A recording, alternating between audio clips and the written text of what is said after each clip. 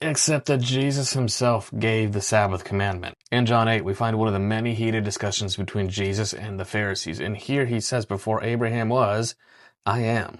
And when God introduced himself to Moses in Exodus 3, he called himself, I am. So the claim that Jesus' commandments do not specifically include Sabbath isn't true.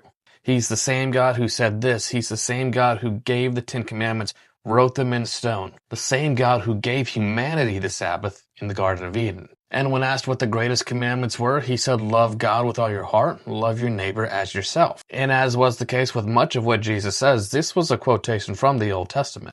Because when he said, love your neighbor, it's here in Leviticus 19, the context of which is all 10 commandments.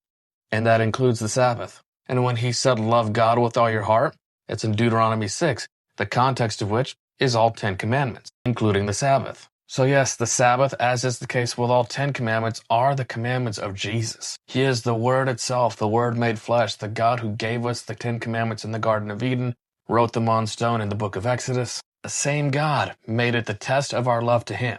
If we truly love Him, we will obey His commandments, which we've already seen from the Scriptures is the 10 commandments, including the fourth.